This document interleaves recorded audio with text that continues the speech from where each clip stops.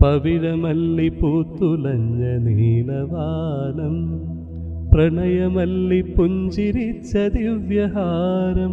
പൂക്കളും പുഴകളും പൂനിലാവിൻ ലഹരിയിൽ ഭൂമി സുന്ദരം.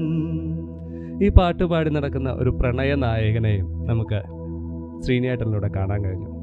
ഊർവശി ചേച്ചി ഒരിക്കൽ പറഞ്ഞത്, നമ്മുടെ നടിയായിട്ടുള്ള ഊർവശി ചേച്ചി പറഞ്ഞത്, സൗന്ദര്യം നായകന് ഒരു പ്രാധാന്യമില്ലാത്ത കാര്യമാണ്, അഭിനയവും ഭാവവുമാണ് ഏറ്റവും മുന്നിട്ട് നിൽക്കേണ്ടതെന്ന് കാണിച്ചു തന്ന ചുരുക്കം ചില നടന്മാരൊരാളാണ് ശ്രീനിവാസൻ എന്നാണ് അവർ അഭിപ്രായപ്പെട്ടത്. സത്യം തന്നെയാണ്. ശ്രീനിവാസൻ്റെ നിഷ്കളങ്കമായിട്ടുള്ള പുഞ്ചിരിയിൽ അദ്ദേഹം കാണിക്കുന്ന ചെറിയ ചെറിയ സൂക്ഷ്മമായിട്ടുള്ള ഭാവവ്യതിയാനങ്ങളിലൂടെ നമ്മുടെ അന്തരംഗം എപ്പോഴും ചിരിക്കാനും വിഷമങ്ങളെ മറക്കാനും കുറച്ചു നേരം എല്ലാം വിട്ട് ഒന്ന് ഫ്രീ ആകാനും അദ്ദേഹത്തിൻ്റെ അഭിനയം കൊണ്ട് നമുക്ക്